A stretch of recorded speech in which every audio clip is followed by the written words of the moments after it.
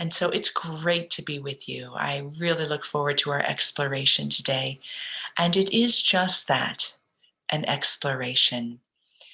The title, as you saw, is The Rising, the Falling and the Rising into the True Self. And we're going to let the container of Christian mystical poetry be the way that we explore, access, reflect upon, and awaken this part of ourselves. Now, I want to lay out the outline for the 2 hours so that you have a sense of where we'll be going to and what we'll be doing. And then after that, we'll jump in with an opening meditation. So the outline will be a threefold process for us to break open this topic. The first will be experiential, and we're going to do a meditation process that draws upon the 3 poems. And I had a fantastic musician in Texas created some wonderful backdrop music for this experience for us. So that will be step 1. Step 2, I'm going to give a reflective, theological, hopefully inspirational talk upon the topic. I want to break open some of the systematics, some of the foundation of first the nature of the topic itself, and secondly, of the 3 poems that we're diving into. Then we're going to take a short break. And after that short break, we'll come back and we're going to take one of the poems as the place that you go deep in relation to yourself. But all 3 of those are truly solitary journeys. As a Carmelite for many years, we lived what was called an eremitical, cenobitical lifestyle. Now, those are some big terms, and if you're theologically inclined or trained, you might know what those words mean. But just in case you don't, eremitical means hermit.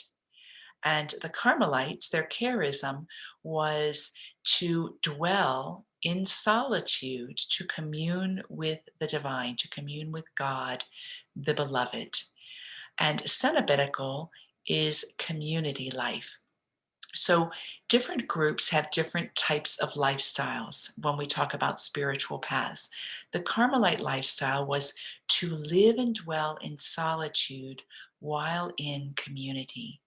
And that's what we're going to do here. I love leading workshops where we do a lot of cross sharing, where we do partner exercises and all sorts of ways we learn from each other's wisdom. And you can always join my newsletter if you'd like to know of some of those workshops. But this workshop is to get you into a heightened experience between you and your deepest, highest self, soul, and the divine. I'll be using an exchange of words when talking about divine. It's because they're all meaning the same to me. My word predominantly, if you know me, is lover or beloved. But in that, there is equal comfort in using the word consciousness, divine, essence, God, universal life force, eternal spirit, and like phrases and or metaphors, because they're all pointing to something that is essentially the same for me. All right, so I hope you're really on for the journey. I'm looking forward to this for you. And depending on how our timing goes, I'll open it up at the end so that we can do a reflective share of how the workshop was for us and share with each other. So let's begin with meditation, contemplation. We really toss around that word meditation today, don't we? It's like a buzzword because it points to a practice leading to a state, right? Meditation is simply an anchor point defining a practice that opens us up either to an aspect of ourselves or to an inner state. Very simply. If you look at different traditions, you'll find that meditation and contemplation are used in a wide variety of ways. But I'm going to just use the word meditation because that's such an umbrella phrase for the practice that we'll be doing. I'm going to play the background music and then very slowly read the three poems, one after the other. And each background musical piece was created specifically for that poem. And what I'd like to have you do is, with your eyes closed, let the poem awaken within you. At the end of the poem and the end of the full meditation, you'll have a chance to write down any words that or phrases that jumped out at you, or any evocative experiences that you had. But for now, let it simply rain upon you like a very comfortable summer rain saturating dry soil. That's what we're doing. And all we're doing is we're evoking these deep inner recesses of ourselves. So I invite you to close your eyes.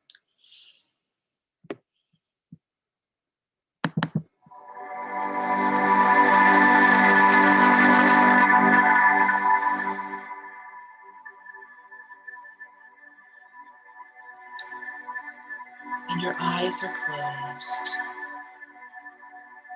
giving you the spaciousness to open the third eye, to open the heart, and to open inwardly to the self and or the soul.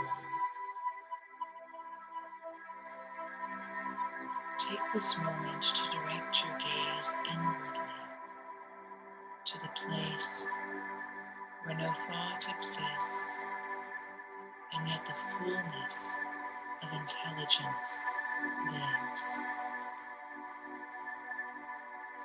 where no sight in the physical world penetrates, and yet the fullness of beauty is envisioned and enthroned.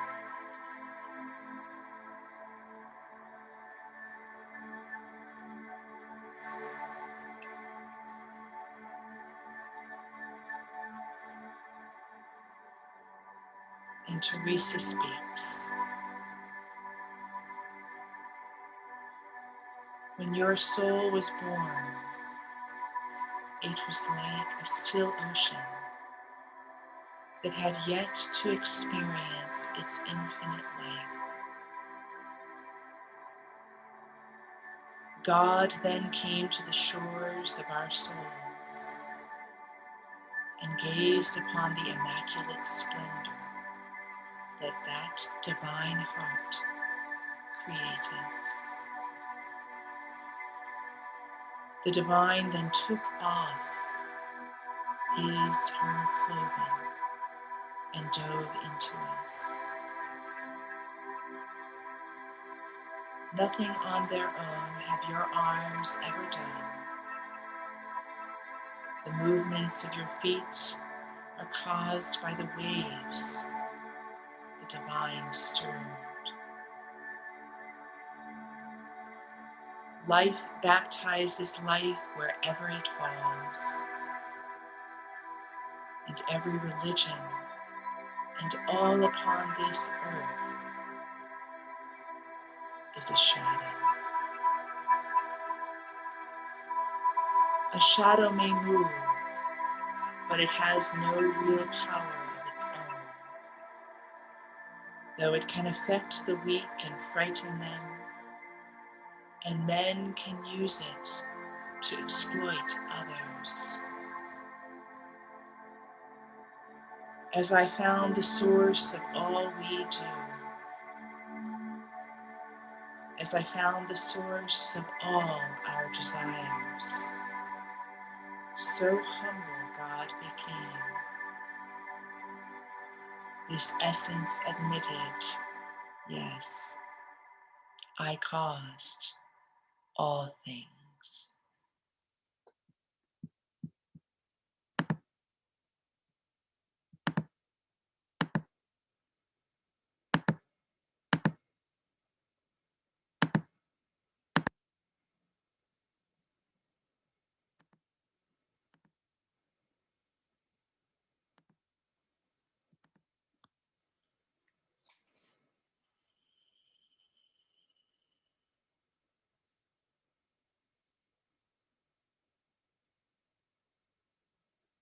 And as you are expanded in that timeless expression that happened in a point of time more than 500 years ago,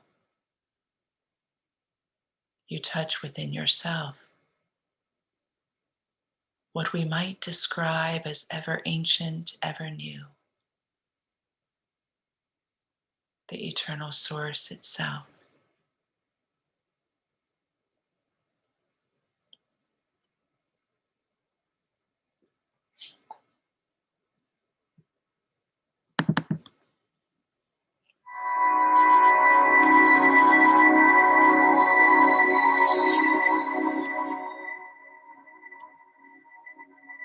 And in the words of Thomas, we continue.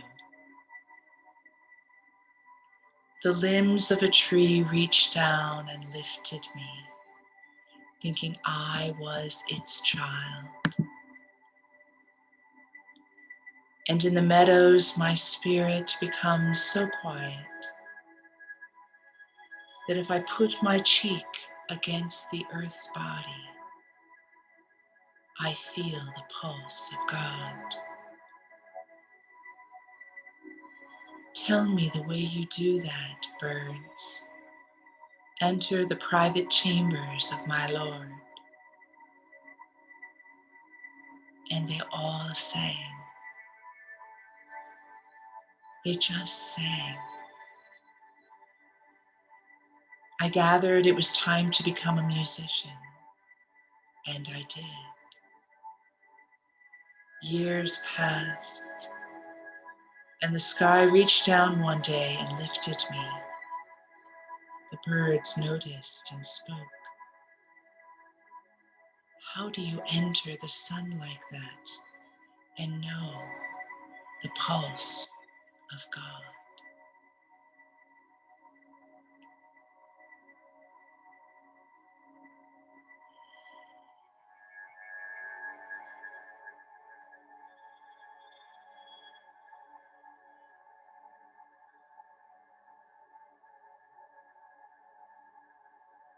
Surrender into the possibility that you are that very pulse now. And in the compelling expression that happened in a point of time more than 800 years ago, you awaken anew the true self.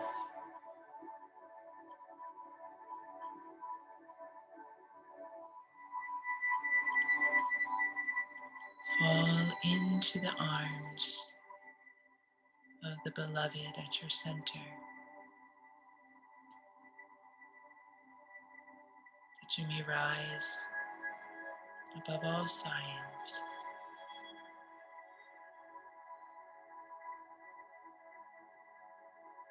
becoming the full embodiment of consciousness in this moment in form.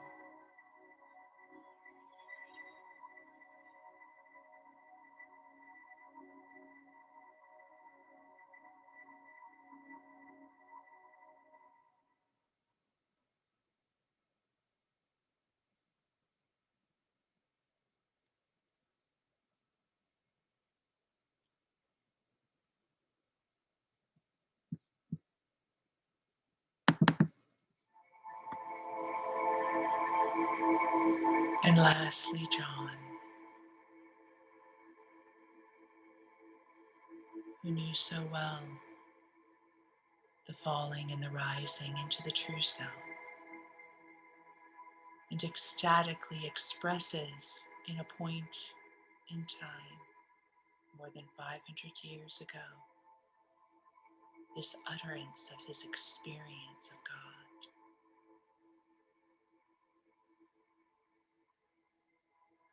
On a dark, secret night, starving for love and deep in flame, oh happy lucky flight, unseen I slipped away, my house at last was calm and safe, blackly free from light, disguised and down a secret way. Oh, happy, lucky flight. In darkness I escaped. My house at last was calm and safe.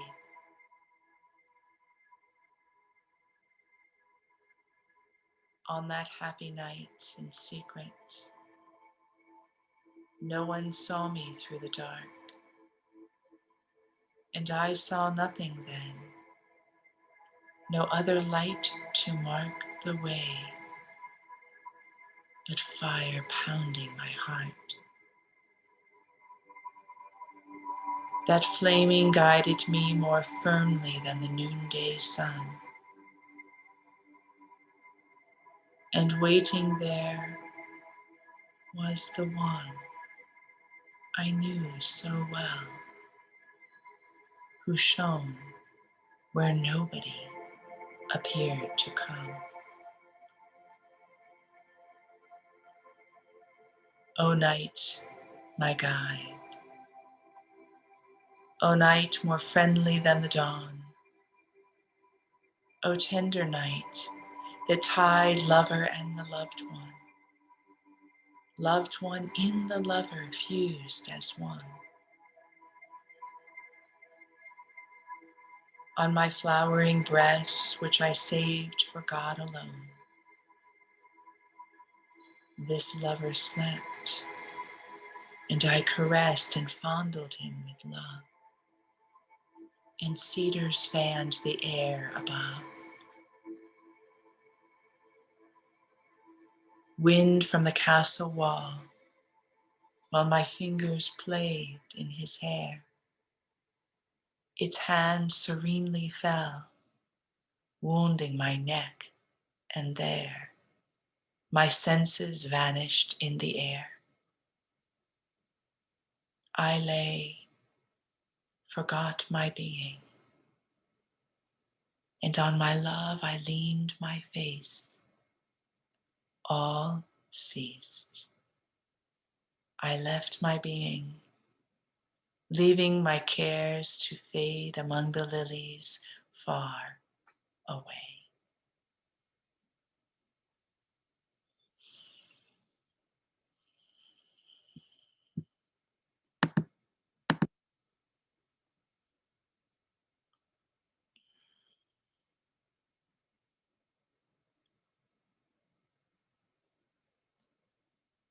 In your inward gaze, let yourself breathe fully, noticing the origin of the breath in the body, and inhale to the furthest reaches of the physical skin, and exhaling, contracting back to that epicenter, connecting to yourself as the fullness of life, as the living, breathing form of the Eternal One.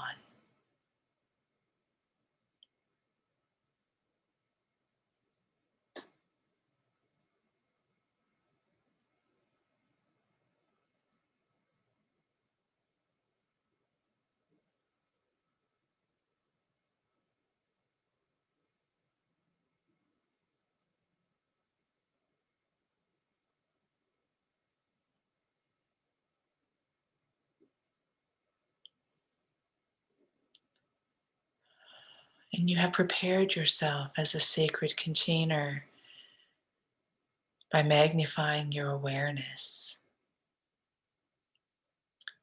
and opening to the content that will move through this workshop for you alone. You alone are worthy to taste the fullness of this beauty, to rest in the insight of your mind that is part of the universal intelligence, and to move and live with grace. So in that, I invite you to open your eyes. And if you'd like, take a moment or two and write down anything that you would like to have record of from this opening meditation.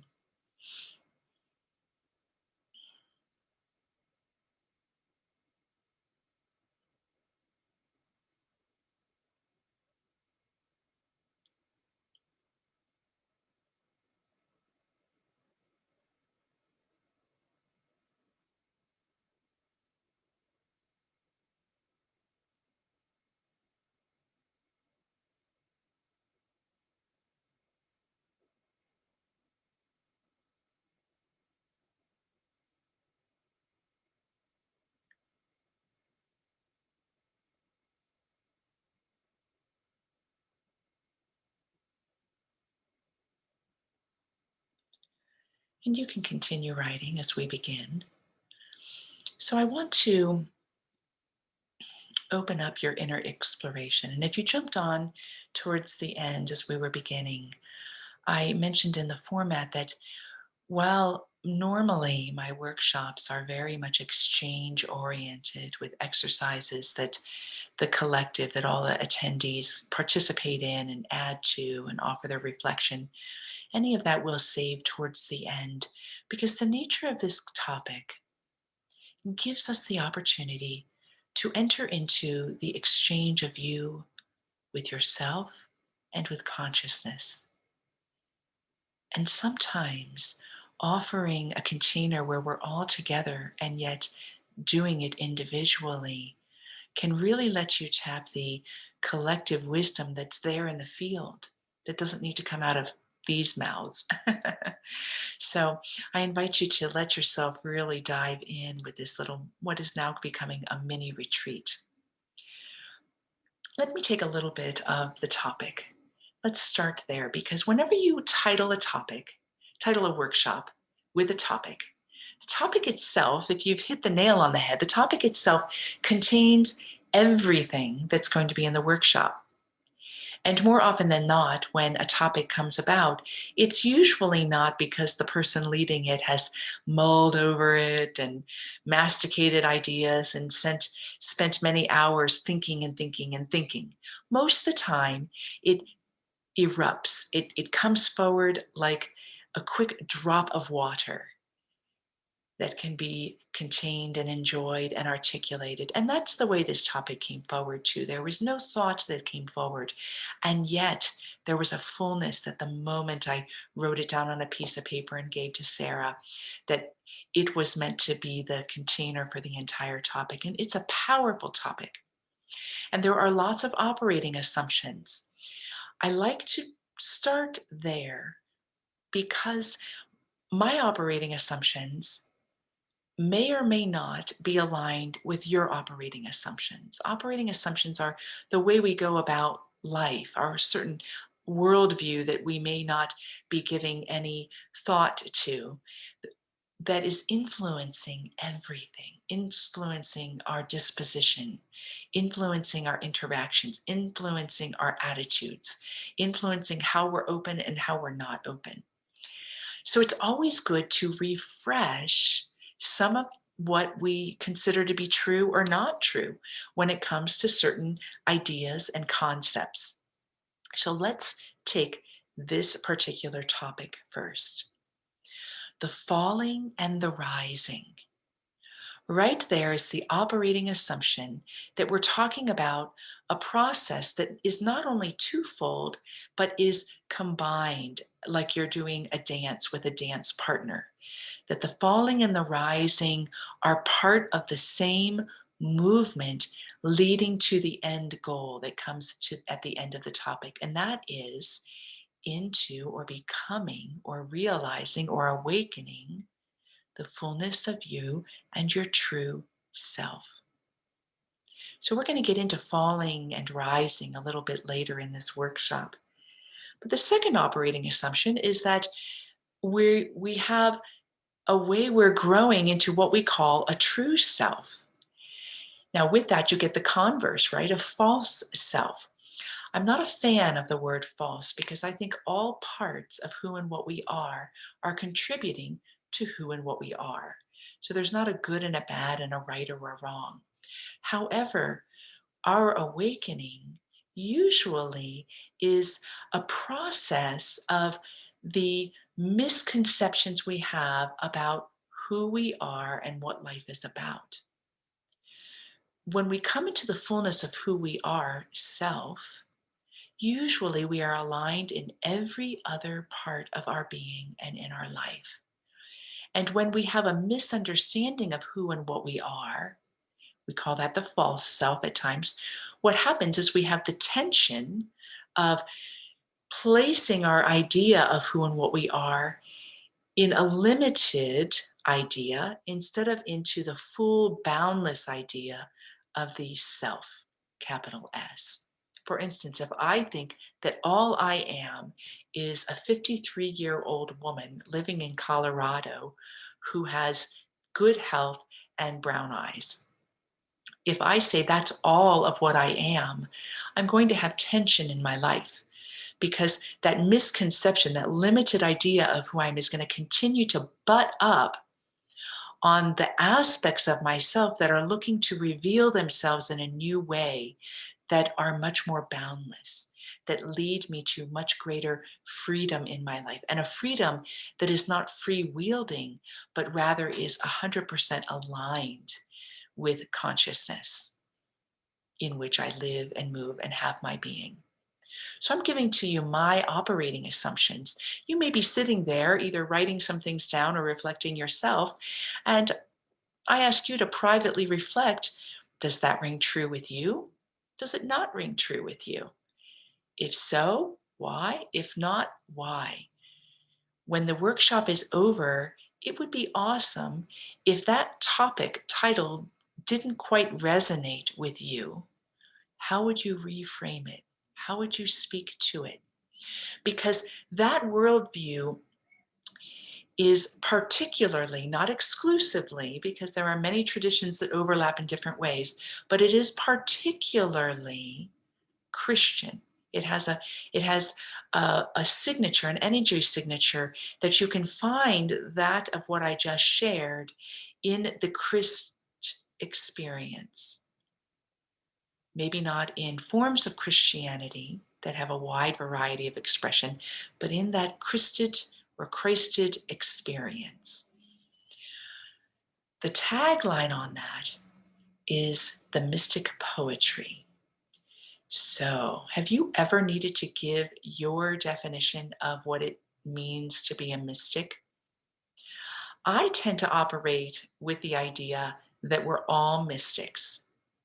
We may not recognize that we're mystics, but that we are, because at our very center is the eternal. And the eternal is beyond time and space, yet contained mysteriously, mystically, in time and space, in the identity that I am or you are. So I fall in that group, that all are mystics, that all are called to realize that part of themselves. And if you look at some of the traditional definitions, you will see that the word seek and the word believe come about.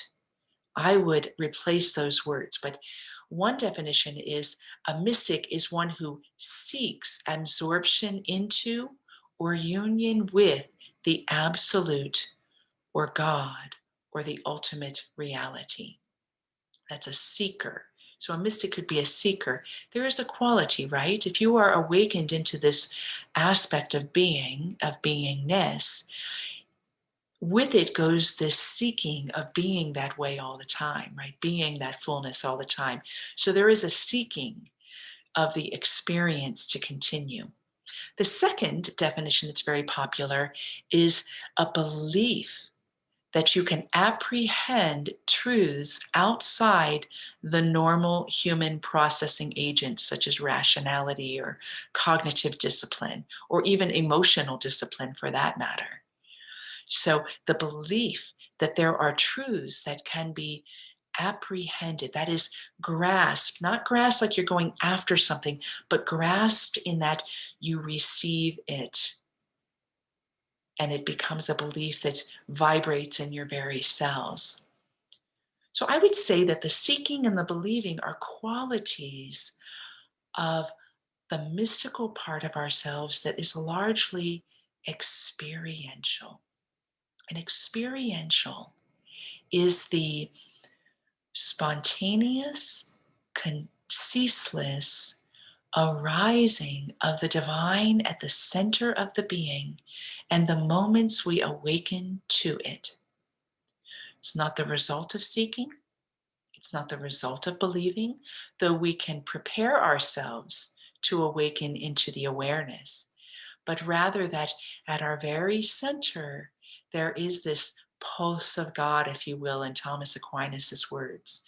There is this source that dove into us, in Teresa's words. There is this flaming that guides us more firmly than the noonday sun, in John's words. That there is this experiential happening, occurrence in time and space that's independent of our limited intentionality. And in some mysterious way, our intentionality gets harnessed into, because of the liberation that's experienced, into the self-awareness of what's already happening. And in the Christ-centered theology, you have the phrase, God will be all in all. Well, there's really not much room if you're going to say that is true. If you're going to apprehend that is true, then even now, even in the ways you don't believe, even in the ways you know you're not aligned, even in the ignorance, the tension, the confusion, the doubt, the discord, the disassociation, the fragmentation, even in the parts of yourself that are not fully alive, even that is part of the very process of God becoming all in all. So what say you to that? Let me give just a minute for you to reflect on that and see, do you align with it? And if so, why? And if not, why not? And what would be your truth around these deep realities?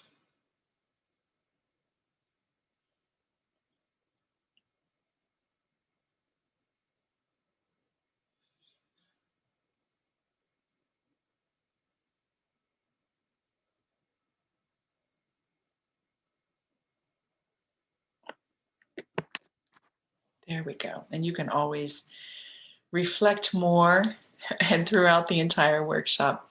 So there are many, many concepts I could have introduced to this topic, as I have had my own self broken open over and over again in such a way that while I can use the word mystic in a very honest way and know that my life is about nothing other than what that seems to point to or describe, well, I can say that in all truth.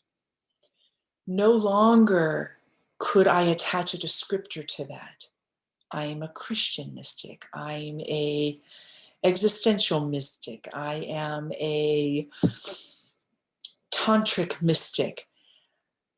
Those adjectives or qualifiers certainly play into the word mystic for me, but no longer can I say that's the container wherein my becoming is happening. And that's part of the process in our journey, and probably part of what has led you to be part of Feast for the Soul, part of my group, jumping onto this workshop, is that there is a continual beckoning when our containers that serve us for a while get broken open and no longer serve us. There's a beckoning to find situations and opportunities to have the sacred container open you in a new way so that you may surrender into the fullness of your being. If you've worked with me, you'll know that oftentimes I'll throw in a quote by a great Christian mystic, Karl Rahner, who said, God fully manifest is the human being fully alive. And that is what we are talking about. So, in the context of this workshop, while I could have pulled many key concepts when we talk about Christian mysticism, I chose just three so that you could reflect upon them now, but also take them with you. Because there are three concepts that, while the Christian experience gives us form for it, gives us language for it, gives us an investigation process for it, they are also universal concepts that I believe apply to the nature of the topic of becoming fully alive, your true self. The first would be the incarnational reality of creation. And with that could be the created or the creation force. That's one concept that's foundational in the Christian experience of God fully manifest. The second is covenantal, that there's a relational quality to being in this world, to our evolution process, to our transformation and our enlightenment, if you will. Covenantal. And third, that it happens in the dissolution of the paradoxical nature of reality. All three of these are contained in the Christ experience. Now, you may not have gotten that in your Christian experience, if you even have one. You may not get it in mainstream theology. But if you look deeply at the Christ experience, and if you enter into the mysticism and the expressions like the poems that we just meditated with, you will find those three concepts are integral. They're not formative. The person is not trying to say, I'm making a statement about these. They are rather integral to the experience of coming alive, to the true self of themselves. So I know this is very dense in the way that I'm explaining it, but if you look at it, it's also incredibly simple. So let's take this first one, the incarnational reality of things. The Christ experience came about in what is purported to be an experience of a human being being the fullness of God in form. It's spoken to in the narratives. If we talk about Jesus as Jesus Christ, it's spoken to in the narratives that are attached to this human being whose name was Jesus and who went by Jesus Christ as well. It's spoken to in the existential nature of things. The Word was made flesh. The Word was with God, and the Word was God, which speaks to a larger connotation of what we call the incarnational nature of reality. And we have it coming about over and over again in the mystics that claim themselves or found themselves in the Christian traditions. John of the Cross, towards the end of his life, said this poignant phrase that, had he lived longer, because he died fairly young in his 50s, had he lived longer, he probably, could have gotten excommunicated for. He said, the soul's center is God. Every mystic in the tradition we call Christianity comes to the conclusion that their very essence is God. If you look at the introduction in some of Teresa of Avila's works, so you have the interior castle that's very popular, but you have her autobiography, which is the first version of that interior castle and is formative. The metaphors she uses are differently. But her admonition there and in other places in her introductions is this emphatic call to her sisters, as she calls them, to realize that coming to the center of the castle of the self, beauty, infinite, eternal beauty dwells there in all fullness. In Thomas, who might be a little more elusive since he's such a systematic theologian, we have his occurrences, even towards the end of his life when he wrote his Magna, his Summa Theologica. He has the ecstatic experience where he realizes that even these words imbued with such presence are all straw in the direct experience of the divine, not after he died, but in form. And in that, he has brought into a magnificent silence. We have the incarnational reality. So, what that does for us, what does it do? If that's true, if all creation is really God coming into form, then all experience in creation is a setup for it. One of the things I bring with me as someone who was Catholic, and in many ways my energy is still very Catholic, but not in the traditional sense, is the sacramental nature of things. What does that mean? That means that each breath is a sacred encounter, is a place where potentially and actually grace is alive. And that grace could be the dance or the exchange of me awakening to the sacramentality. Everything's a setup. Everything's a setup. I find in my life that adhering to that as true is where the challenge and the wrestling comes, like Jacob in the desert, who wrestled with the angels until he was blessed. If everything has a sacramental quality to it, each breath, each encounter, each relationship, the whole history of your line, each event of your history line, everything, if everything in its micro and macrocosm is a sacramental moment, then we don't get out of it fully alive until we wrestle with it and it blesses us. And we ascend into the liberated, transformed self. That is what is put forward in this Christ experience, the Alpha and the Omega. The recapitulation in Christ. There are many schools that have a theology on the recapitulation of Christ.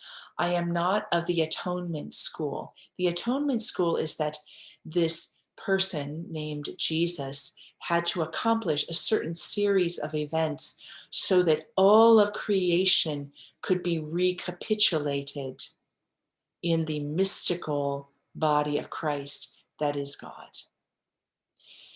Yes, in as much as that person is or is not the full expression of God, but that it had to be an atonement or that it had to be a series of events. I'm not of that school, but that by the very essence, every individual, the more they are awakened into the fully embodiment of consciousness, the more their very presence is a salvific act accomplishing the recapitulation of Christ. These are really fun words. I bet you're going to want the recording for this, right? So that's what we're talking about when we're talking about the foundation. And you will find that in all mystic Christian poetry. You'll find it there, not explicitly, but implicitly. So the second foundation, that is the covenantal nature. Now we have that in, I think, all traditions that claim a religious framework in one aspect or another, right? Because there is a relational quality with your own process of evolution. There's a relational quality with deities. There's a relational quality with whether you're eternal and if you're moving into eternity. There's a relational quality, particularly in the monotheistic gatherings. So in the Islamic tradition, in the Judaic tradition, in the Christian tradition, in other traditions that have a monotheistic claim, you have an explicit covenant. You have what is really awesome and oftentimes dissed today because of the way it's been used in such poor ways. You have this awesome setup of a transcendent being that hungers for an imminent experience with you. In Deuteronomy, in one of the later chapters, you hear this phrase by the prophet, my law, which better translated for us would be my love. My law is not too mysterious or remote for you. It is not across the seas that you have to figure out how to build a boat and sail and find it. It is not so high up in the sky that you have to grow wings. No, it is already written upon your lips and upon your heart. You have only to carry it out. In all Christian mysticism, you will find a covenantal move. And this covenantal move, if you have identified as Christian or do or did and no longer, you will have been able to pinpoint instances when in the action of prayer, in devotion, in worship, that there is a going forward of you into the greater reality. The power of covenant is that we have a mechanism that helps us get out of the way, right? If our only limitation is our false understandings, is our misconceptions, is our ignorance, then having a transcendent, having something that we name that's really outside of ourselves, having that lets us get out of the way so we can ascent into it. But that very ascent itself undoes us to the point where we discover it was us all along. Augustine, and again, I quote these people not because I'm 100% aligned with their theology, but because they had mystic instances that broke them open in new ways. So Augustine, who was a Manichaeist of the aesthetic philosophical school before becoming Christian, even in becoming Christian, went searching. And you will read in his confessions this eloquent experience. I went shouting through the streets for you. And then you shattered my deafness. And I realized you were already, always within. Over and over again in the Christian experience, the ones that we might attach that word mystic to get broken open through the covenantal nature of things into a relationship with self that dissolves the lines, where it's a light veil between the very person that you say, oh, this is me, this is me, this is Kimberly, this right here.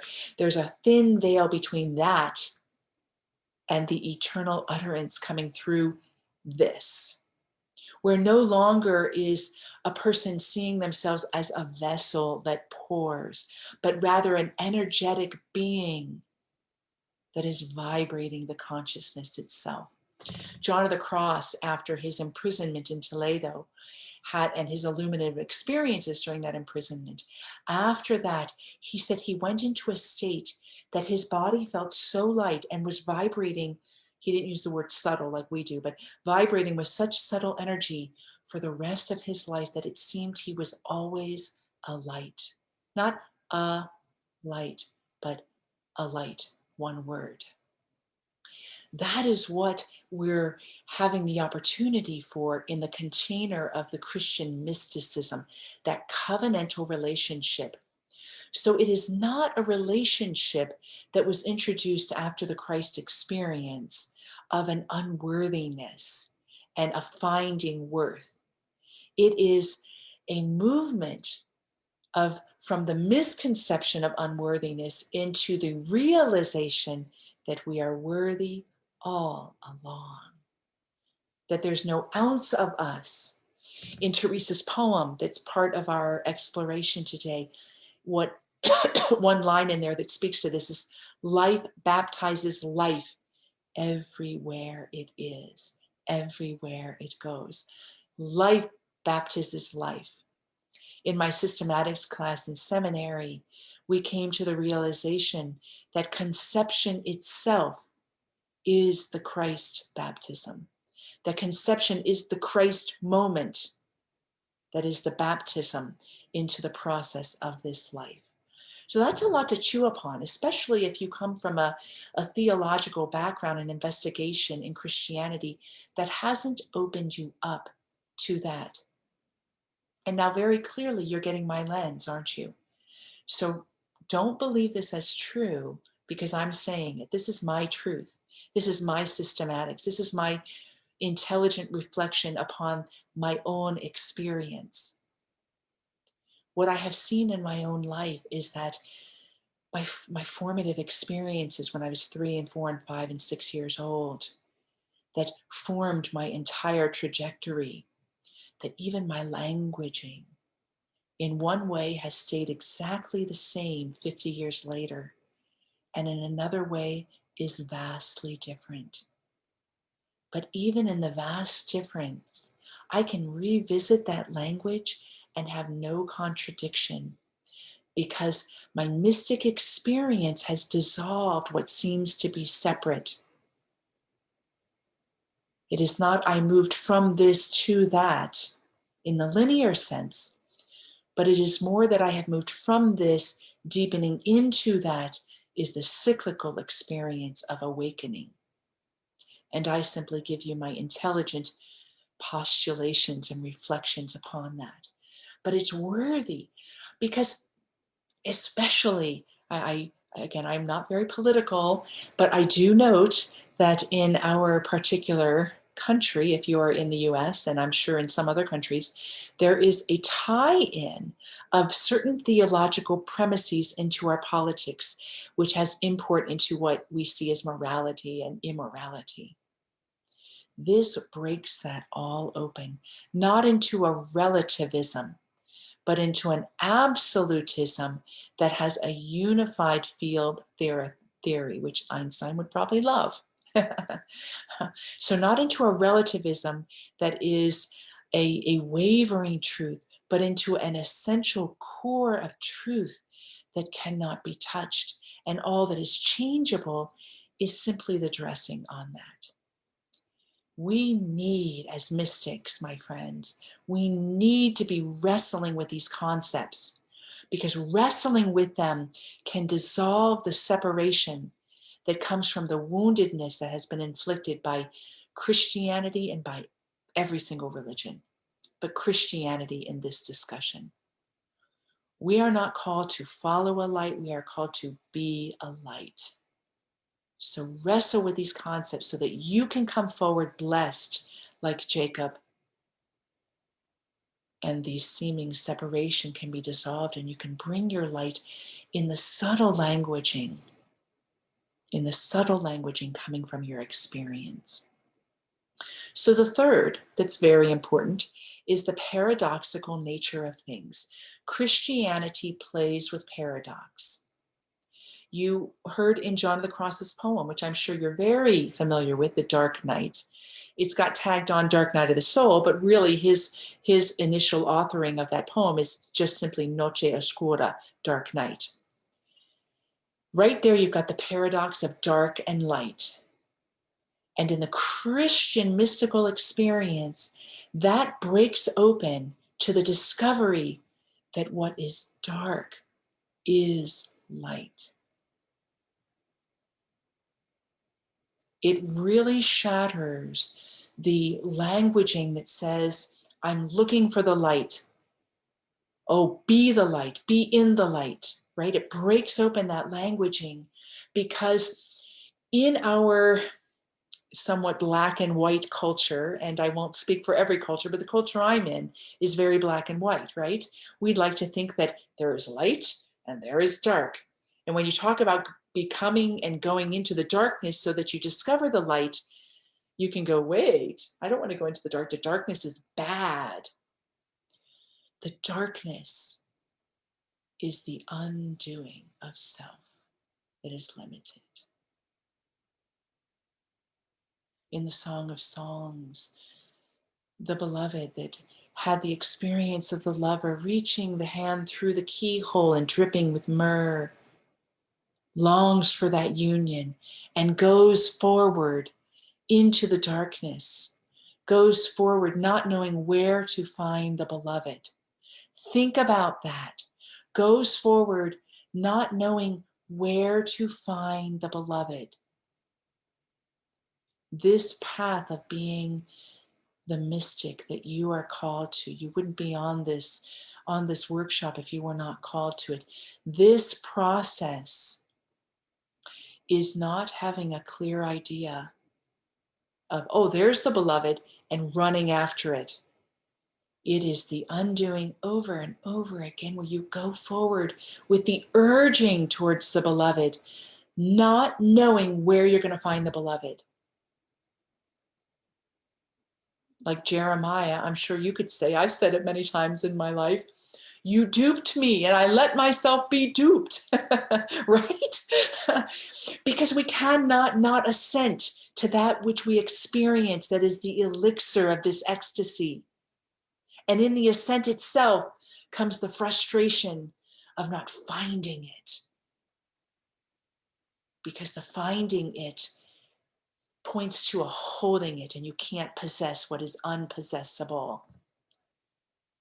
We could do the circumlocution or the tetragrammaton of the Yahweh phrase, of the experience of the I am, of saying the I am, but knowing that we can't hold the I am. And letting that become what John says so eloquently, right? The flaming that guided me, right within his very own being. And he came to the place that what had happened, that it guided him more firmly than the noonday sun. That will be the day that you and I will be fully alive. When we do not say, there it is, but rather we point no longer, like the adage, that fun adage that I'm sure you're familiar with. If you meet the Buddha on the road, kill him, kill her, because you have immediately fallen short of Buddhahood. But killing it immerses you in the Buddhahood. So that's the process that we're talking about, that has a foundational Christ consciousness to it. So what do we do with that? And how do we explore and experiment with this as our truth? Well, we look to the poetry that's before us. We can look right to our own experience, but this short workshop is looking to the poetry.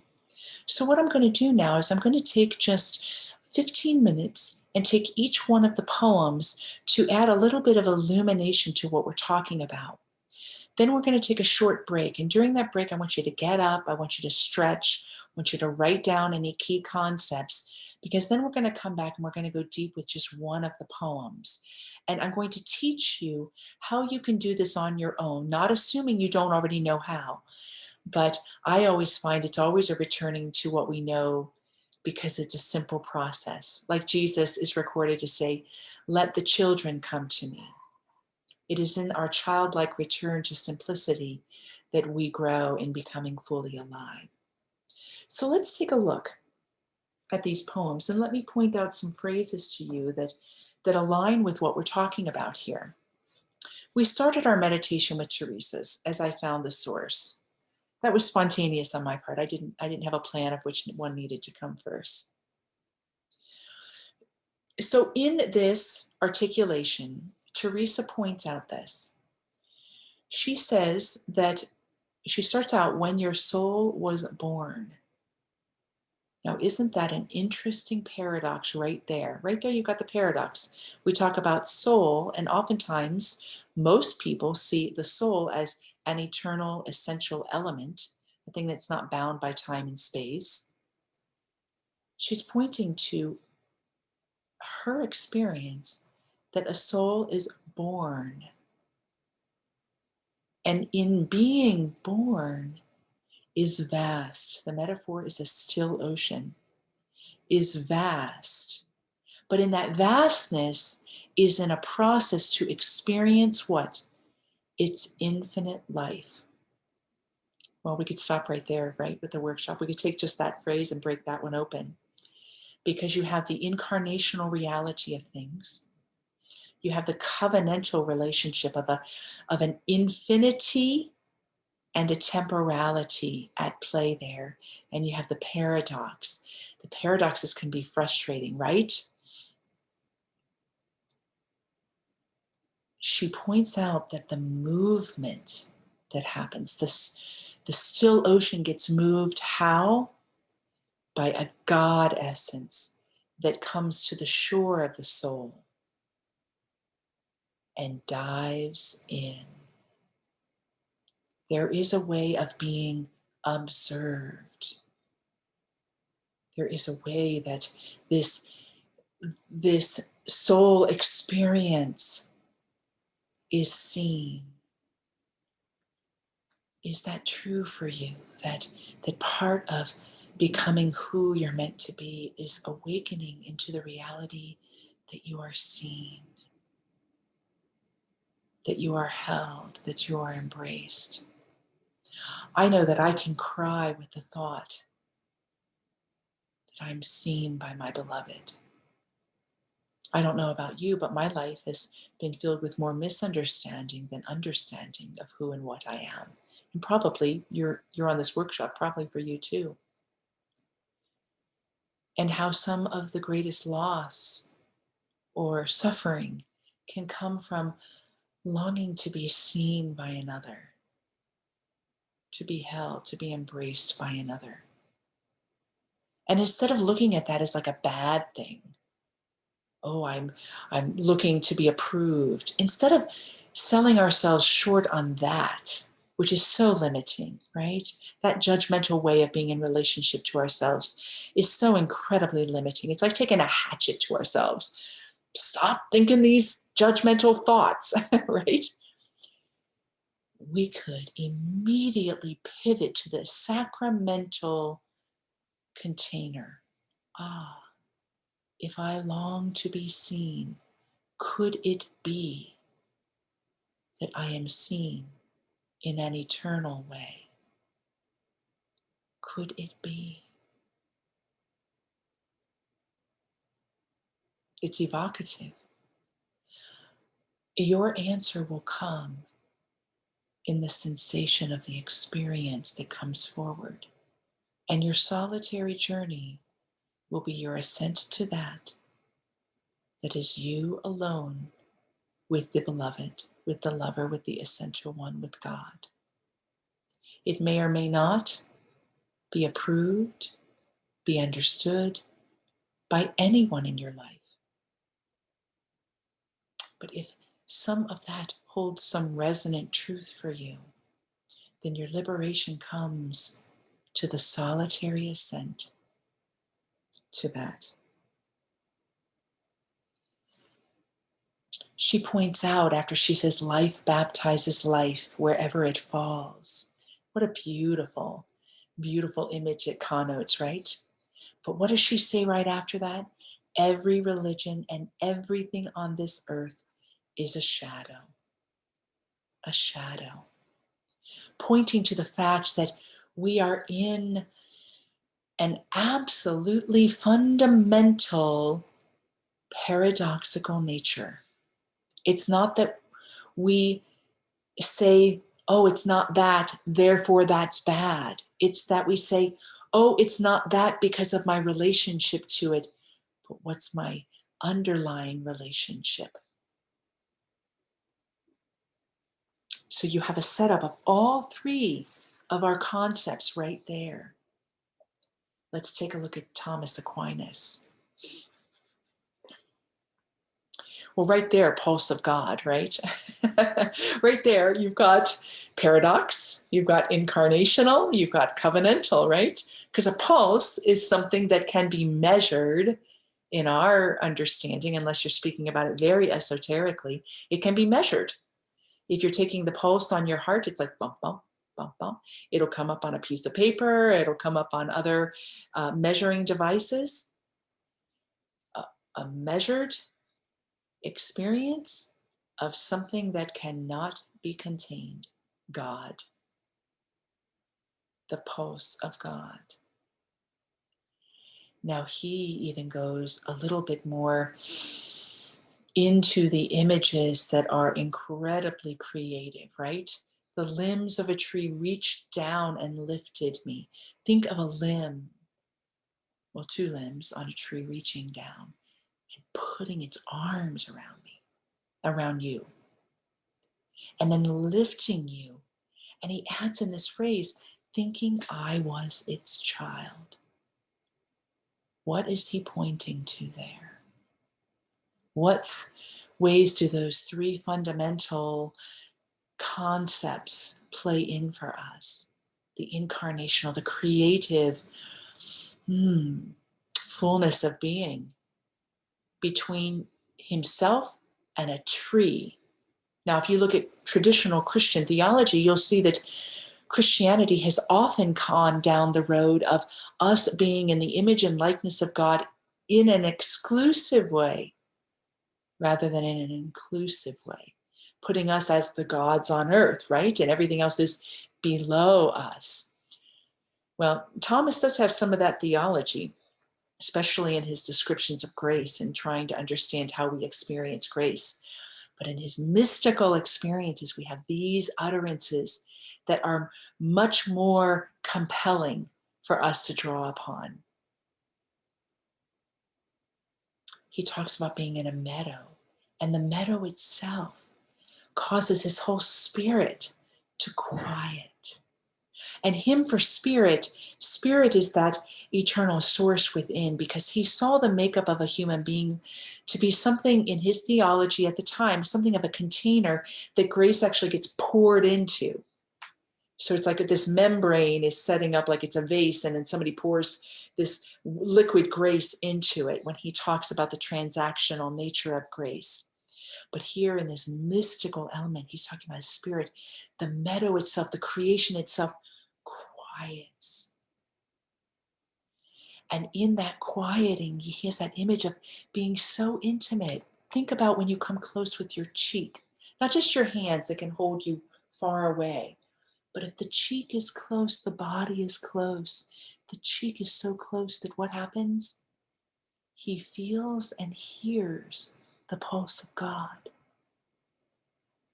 Feel what that would be like if the pulse of the beloved was pulsing right into your cheek. Pum, pum, pum, pum, pum, pum.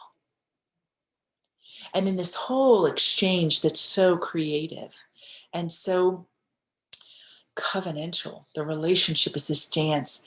What happens in Thomas is he learns, he hears the song of the beloved in every element, in the sun, in the birds, in the nature.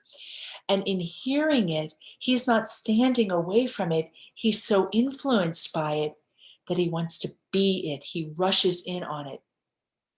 That evocative phrase, and the birds sang, they just sang. What's his response? I gathered it was time to be a musician. And what happens when he becomes a musician? Responding to that experience of the divine and the song of the birds then wonder about him. He wondered about the birds, and the birds wonder about him. So playful, isn't it? Then our last poem, The Dark Night. Oh, this is an intimate one, right? Because this one keeps it really close to home. It talks only about the mysterious journey of the being. John is talking only of that. And the phrases he speaks to, they use metaphors, but the metaphors are still all contained within the being itself. So it's not a juxtaposition of theological phrases. It's not looking towards the creative in nature. It's all self. And he speaks about being so starved for love. He is so on fire for love that what does he do? He goes out on a dark and secret night, and nobody sees him. He's giving us pointers, right? Nobody sees him. He's impelled by what? By something going on within him. And get this phrase, blackly free from light. So he understands that he's leaning into light that is less than the true self, that he's even leaning into that. He needs to be free of even that. And in becoming free of that, blackly he travels. He even uses the word disguise. Can you get the image? Disguised? Disguised even to himself. He doesn't even know himself. I wonder if in your journey you have come to points, and may even be there now, where you can't speak about your experience. I know I have had trouble for years, not trouble in a way that it limits me, obviously, but trouble speaking to the incessant questions I get of who is Jesus to you? Obviously, having been a Carmelite nun, all my background, all my different mystical experiences, it's a really important question. And for a while there, even with the people closest to me, even my family, I couldn't put words to it because I could only say what it wasn't anymore. But I was even more certain. And that's what we're talking about now. After this workshop, it would be good for you to revisit one of those moments for yourself when you were so undone, when you were so blackly free from light, but you knew, and you walked down that path. You no longer compromised yourself for the sake of contracts that you set up so you could fit in. You could no longer do that because you were so alive in love and on fire that you could do nothing less. He points to the fact that as he was guided by this, that what he was longing for was waiting. Waiting there was God, where nobody appeared to come. And what do we have there? We have what I think Christianity gives us the occasion for in an incredibly poignant way, and that is intimacy. Our path in becoming fully alive is not to walk a path of not being of this world, but rather to be so the beating heart of this world that we are fully intimate, that we are touched by all and we touch all. I remember in my early years as a Carmelite, in our Constitution, one of the opening lines, I can't remember if it was the opening line or one of the opening lines, which I loved. I wrote it on a little piece of scrap paper and set it on my little metal desk for years because it was something for me to live into. It says, "A true Carmelite holds all the joys and all the sorrows, holds all the happinesses and all the anguishes in her own heart. All the world." We become capable, not in a codependent way, not in a needing to recover way. We become capable of holding all within our being because we are held. Teresa of Avila, and I have given this example many times, and I'm going to draw upon her while we take our break. She spent her life fearful that she could go to hell. Fearful. Here she's levitating. She's having visions of the Trinity, of Jesus, of Mary. She's working miracles. She's founding monastery after monastery. She's speaking inspired words. She's moving into ecstasy for hours on end. And yet, there was a piece of her that was fearful that she could go to hell, could go to hell, that it was possible, that it was still within the possibilities of how her life would end. Well, right there is a fraughtness of lots of issues, right? Even the hell issue itself, the theology of it. And then there came a point, I think she was 63 years old. She died when she was 67. Came a point when she said, and then I realized, not realized here, that I could never be out of the embrace of God. It wasn't possible. This is our call, my friends. This is our discovery. And we do so right within the culture and the psychology of our own time. Thomas Aquinas thought in one theological phrase that got translated that women were a mistake of nature. Now that's abominable, right? To a whole part of our species. That it was like the wind blowing the wrong way, and whoops, you had a woman instead of a man. And yet in his mystical utterances, we find life. Teresa of Avila thought the Lutherans were taking people to hell. She was a woman of her times. The church she knew and loved, the container, the sacramental container, was being blasted open. She didn't have cell phones to make phone calls. She didn't have internet to understand. She had only what she heard coming to her. Is that theology sound? Not really, but she's a woman of her times. And yet in her mystical expressions, we find the utterance.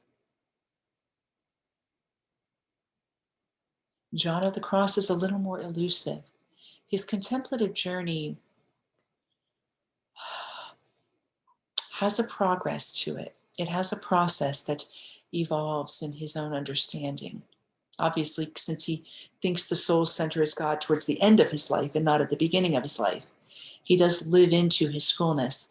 But he's a little more elusive because he's much more obscured in his journey. He's quieter. He's not recorded on a lot of statements that could have a theological divisive nature. He's much more about the intimacy of the soul's journey in God, most of what we have of him. But you will see a gradation in him as well of moving from misunderstanding to understanding. Let me give to you one example and we'll take our break. When he was imprisoned in Toledo, so he and Teresa were starting a reform. And it's interesting because I never really thought in my training that they wanted to start a reform. I thought they always just wanted to start monasteries that were close to the charism of being Carmelite. I was never of the ilk that said, oh, they were out to be reformers and stand against something. And I was actually wrong. I led a retreat in Spain a few years back, and in my deeper studies, there were occasions when Teresa was sitting around with other friends and the word reform was used. She did want to have an effect, not just for her living in community and her experience with friends, but have it ripple out as a refresher of the Carmelite charism. So they were reformers. So obviously they met with resistance. And at a certain point, John of the Cross was kidnapped. He was kidnapped more than once, but this time he was kidnapped and put in a small, tiny room in a monastery in Toledo. Amazing. That monastery doesn't exist anymore, but I did take my retreatants there, and it was awe-inspiring because there's a plaque in the wall that he climbed down. There's nothing else left of it. He was there for 7 months, and during that time, he did not write any of his works in their entirety, but much of his spiritual canto came forward, and his Dark Night of the Soul didn't come forward then, but the experience of it did. Dark Night of the Soul is written, Dark Night is written after he moves into what seems to be an uninterrupted union with God. Look at the way his container of his experience paralleled him and his growth on a soul level. He reached a certain point of illumination, and then around the Feast of the Assumption, Mary appears to him and reveals to him, let's get out of here. That's what she's doing. Let's get out of here. And she awakens him to realize that he can escape. All this time and all his imprisonment for the 7 months, it doesn't occur to him that he can escape. But he gets to a certain point in his growth where he is open to the illumination that he can escape. And very simply, he had befriended one of the guards that was sitting outside his little cell room, and he got sheets. He made himself a makeshift rope. He shimmied down. He was very weak. He scaled over a very long and rocky wall, by the way. I saw the wall. And he makes his way through the night to the refuge of one of the women's monasteries, where they hid him for a while. His journey of awakening had his own life experience parallel. And then you get the paradox. Did he need to be imprisoned to come to that awakening? Or did it just so happen so that we have the understanding that we are imprisoned until we are no longer imprisoned? And that there is an essence in us freeing us. And our participation is simply a response. So on that note, the time has gone very quickly already. I'd like to give you a chance to take a break. So I'm going to go on mute and I'm going to put my video off. I'd like you to jump off. We'll just 5 minutes. We'll come back at 12:31 and we are going to do the third part of this workshop, which is an exercise taking one of the poems so you can break it open for yourself. And I'd like you to stretch, get some water if you need it, write, whatever helps you out in a workshop, because this is your little mini retreat experience. And we will come back ready to take one of those 3 poems. It's a mystery, right? All right, my friends, I'll see you in a moment. We have all experienced it. I feel very confident in saying this, and you'll have to tell me if I'm wrong. We have all experienced hearing a word and being really moved by it. Whether it's a word of a poem we read, whether it's a word of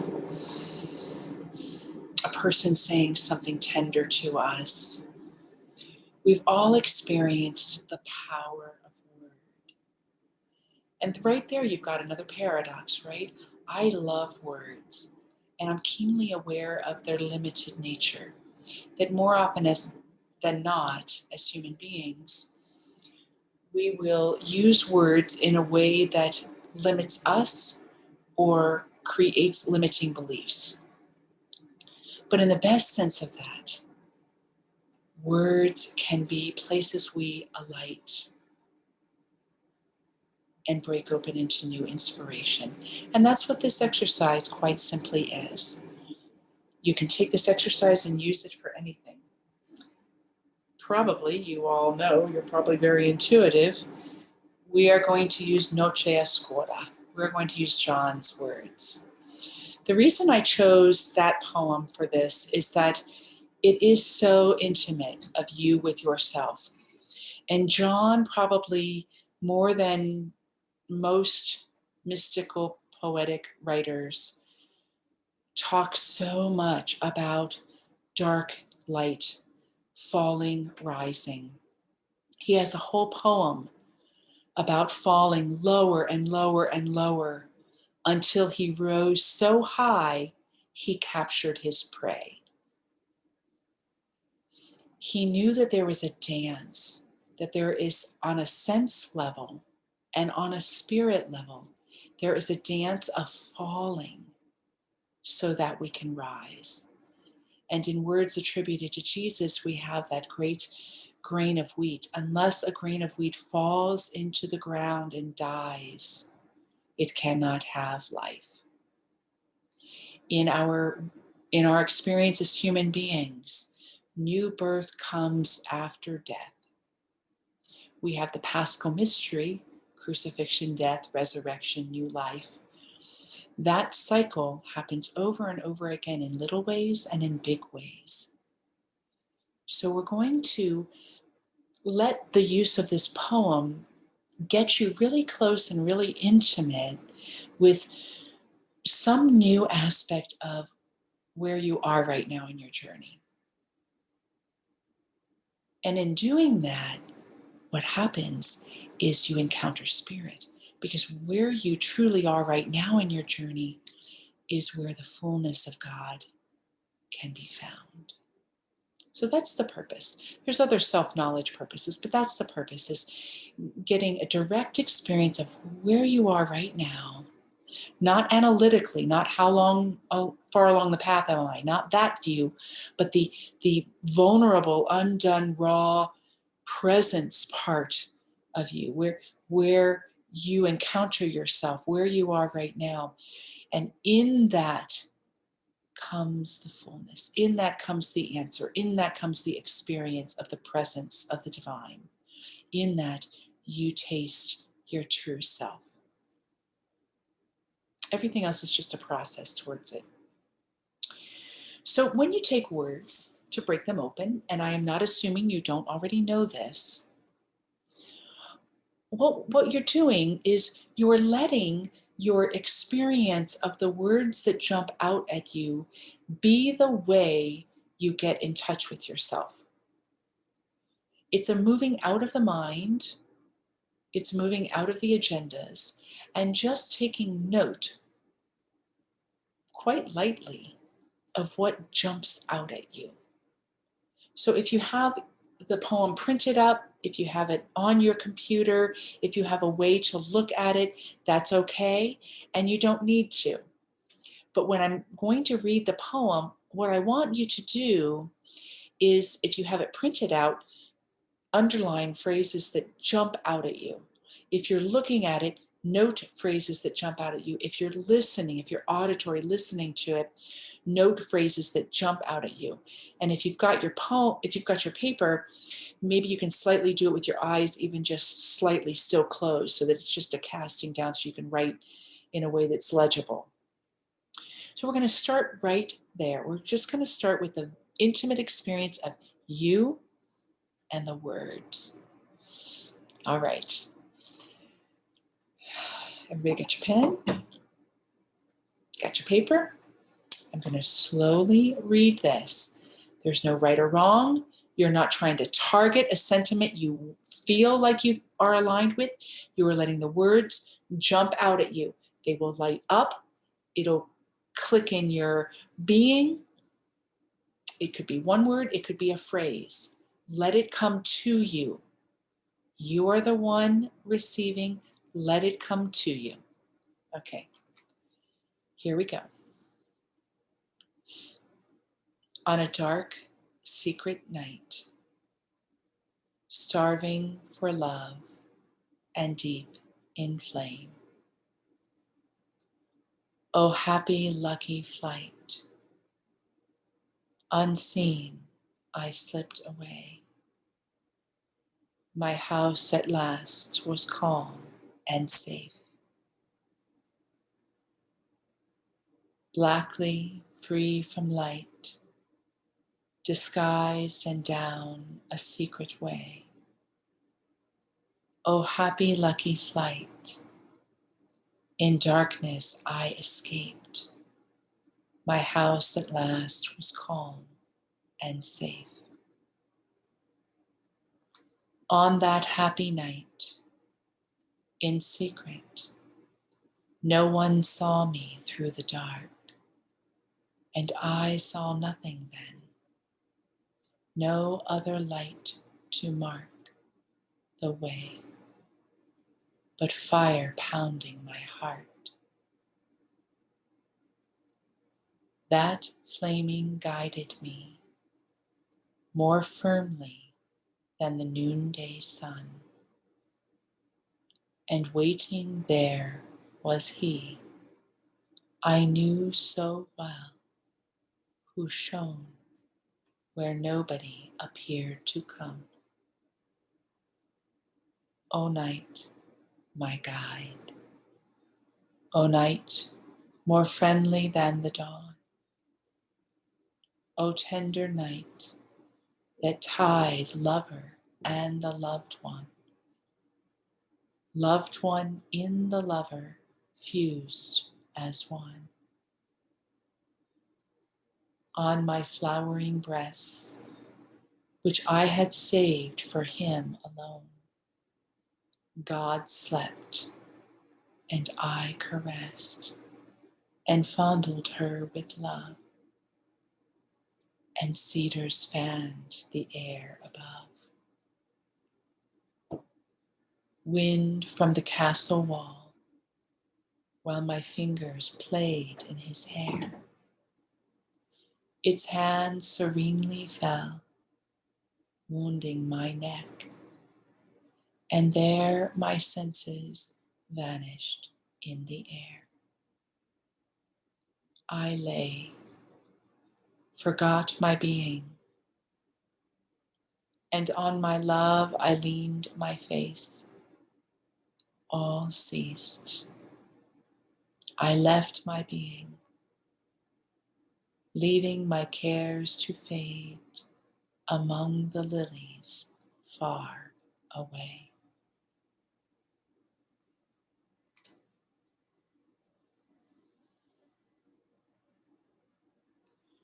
Look at the phrases that you wrote or underlined or noted. It could be more than one, it could be just one, it could be just one word. But pull them out. If they're not sitting alone on your page, pull them out visually in some way and take a look at those phrases or that phrase. And in the silence, just for a minute, you're on mute, so you can read it out loud if you want. Read the phrase or say the word over and over and over again.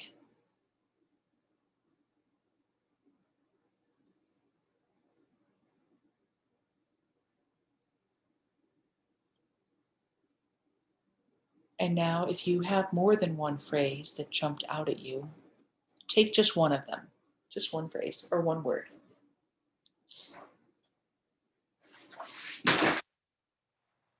And what I'd like you to do with that one phrase or that one word is use your piece of paper and your pen and describe what's happening in you and around that one phrase or one word. So there are numerous ways to do this.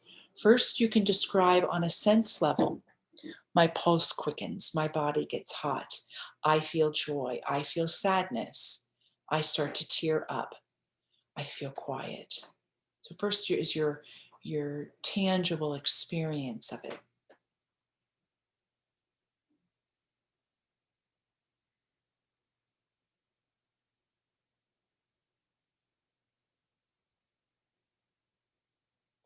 Now what I'd like you to do is take that word and flesh it out. This can be easy or difficult, depends on whether you're a writer or not. So for instance, let's say my phrase was, I saw nothing then. I saw nothing then. What are more words that flesh that out to me? What are images that come to me around that? I saw nothing then. I am in a big black space that seems to have no walls to it.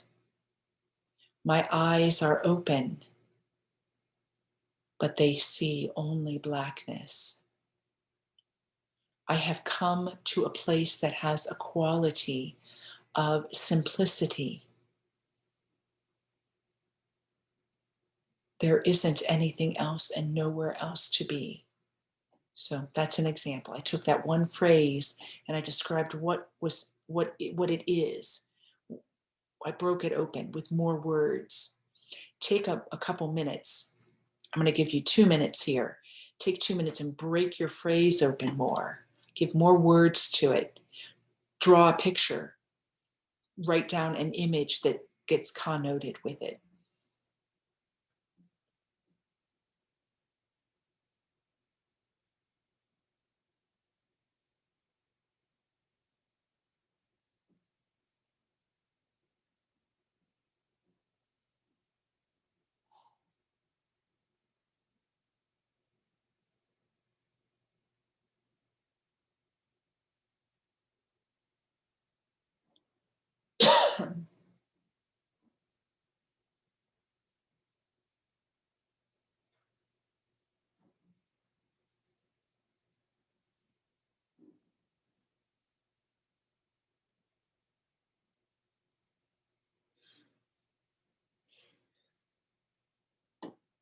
you feel bereft and it's hard, work with the way you work.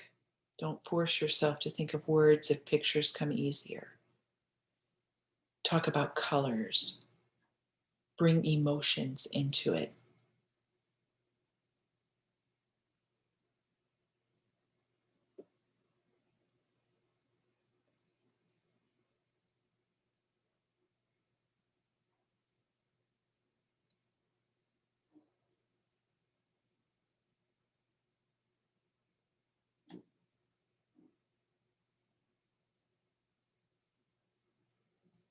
And now take it further.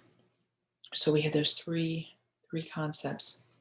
How is the experience you're having with this phrase, how is it for you relational between you and your true self, or between your true self and God?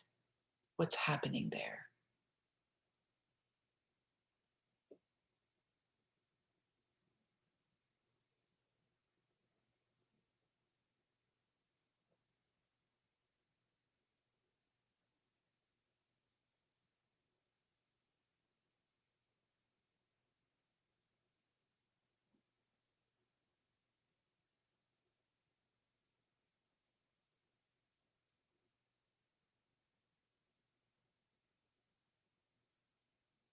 How is it playing with paradox or dissolving paradox? For instance, in the phrase that I just chose, even though I see no one, I feel completely in a conscious presence. So that very action of seeing no one evokes for me a direct experience of the all, if you will.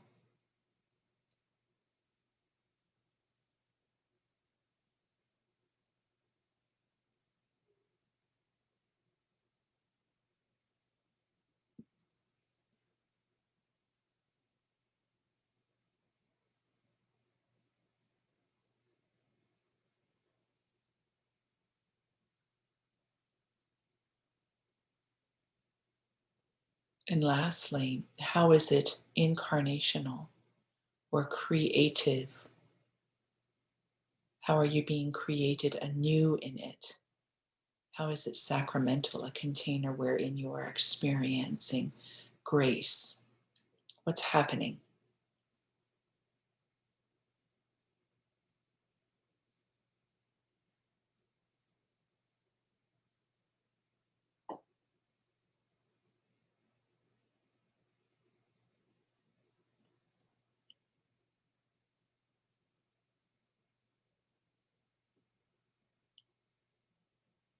Great. And now I'd like to open this to invite anyone who would like to share. And in the sharing, keep it at about a minute. If you'd like to share, share your takeaways, the phrase, and then any part of what we just did with your phrase so that the group can get your wisdom for that. Anybody can step forward. And when you come on, unmute you, and everybody can come. You can come off your cameras too. When you come on, let me know if you want me to stop the recording so that your share is not on the recording. So if it matters to you, let me know.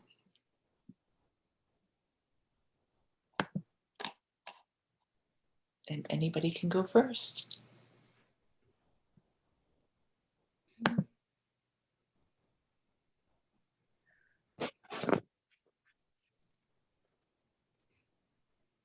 And put your camera on when you do speak, or if you do speak, put your camera on if you can, and I'll pin you so that everyone can see you as you share.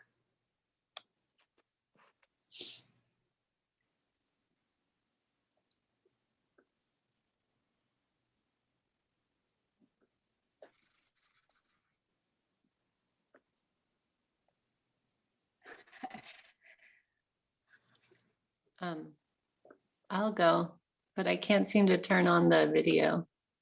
Is this Rebecca? I can't either. Yes. Let's see, Rebecca. Isn't that strange? You're right, it's not.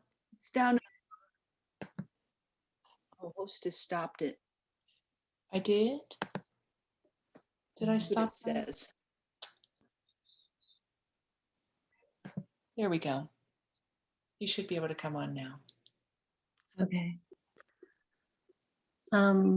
So the phrases that stuck out for me were I'm slipping away, escaping, I left my being. And I think it's something I've been looking for right now. I'm a busy mom and busy in the community, and it makes my body tingle, I guess, when I hear that. And it's like a letting go of responsibilities. There is a little bit of fear that if I let go of everything that I've known, like what happens to all the people or things I've been holding up, right? But there was a sense that bringing the disconnection will bring connection. So that was. Thank you. Thank you. Beautiful share. Thank you.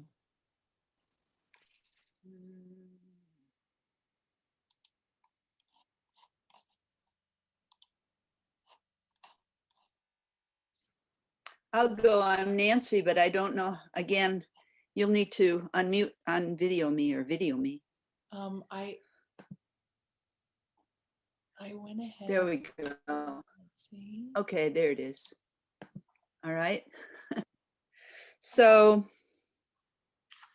the phrase that jumped out to me immediately was my house at last was calm and safe. And to me, there's a deep, deep trust there. It's soothing. There's no danger. There's a confidence that all is well. And that trauma is outside and change is outside. It's not there at that deep, calm and safe spot. And that I trust guidance or self with the big S or whatever to show and lead me and tell me, guide me, give me support in whatever way I'm supposed to be going. And that I can't see it, but I know that safety is there. And lastly, that I'm not alone. Thank you. That's very consoling, right? Very consoling. Yeah. Very good. Thank you, Nancy.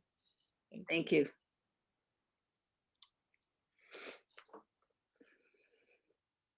All right. Let's have one or two more shares, and then I know we're getting to the end of our time, and I'll wrap things up. I'll share, Kimberly. Great.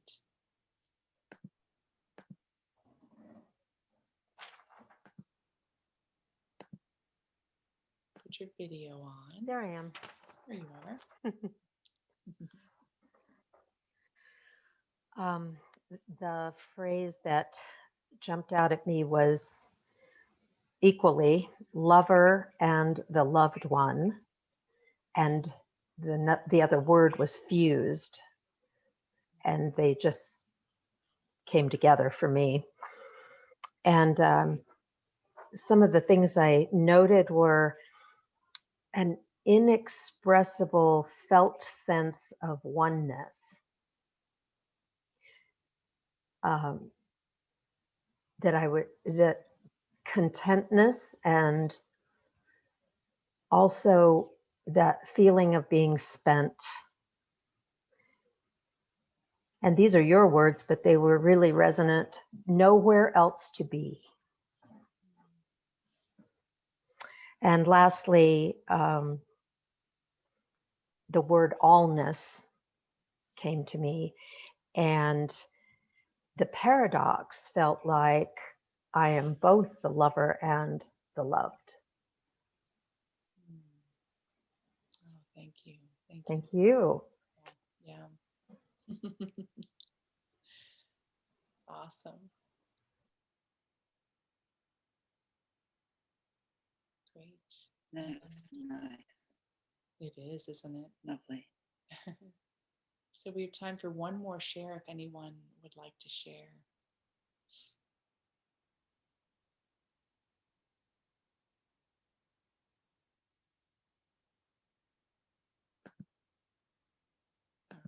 a-okay. This was intended to be a deep dive for you privately too. So it's amazing how one set of words can strike us all so differently and make a bouquet for us of our experience together.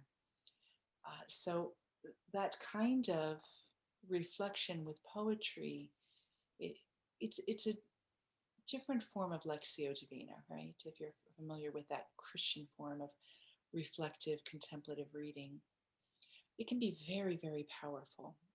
If you're in a place where you don't have somebody to be a spiritual companion with you or for you, because that's very powerful to have somebody to do sessions with, to be the container for you. If you don't have that, that process of doing that way can let spirit speak to you what you need, where you are, where the juice of the inspiration truly is for you.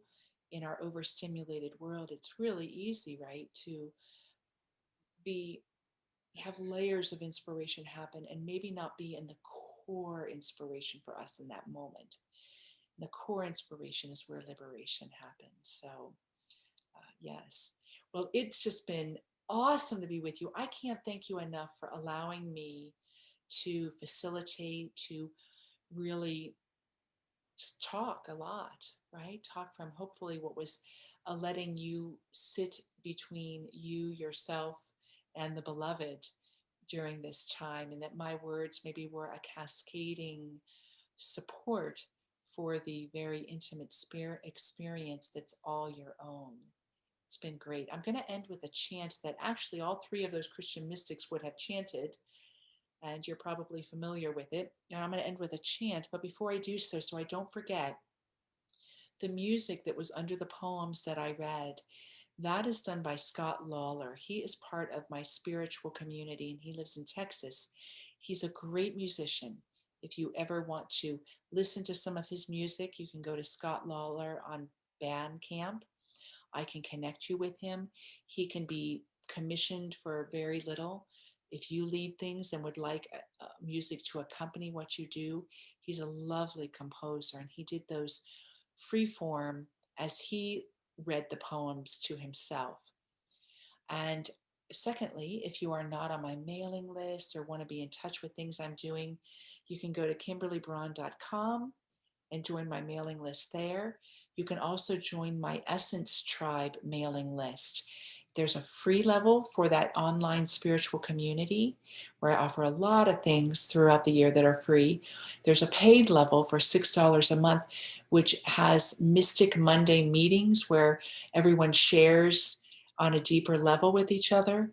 And also with the paid level, you get discounts and you get lots of free recordings. So whenever I do something, I record it.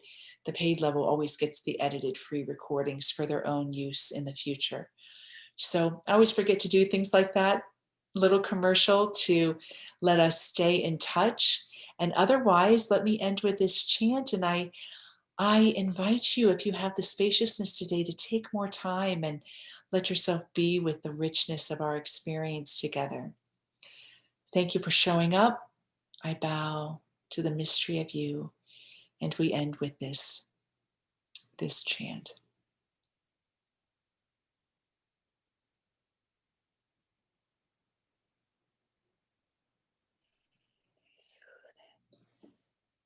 Ave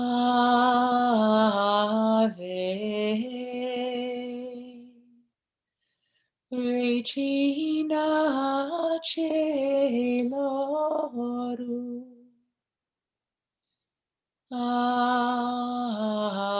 Ave Domina Angelorum. Salve radix, salve porta, ex quam mundo lux est orta. Vale, o vade decora, nobis Christum exora.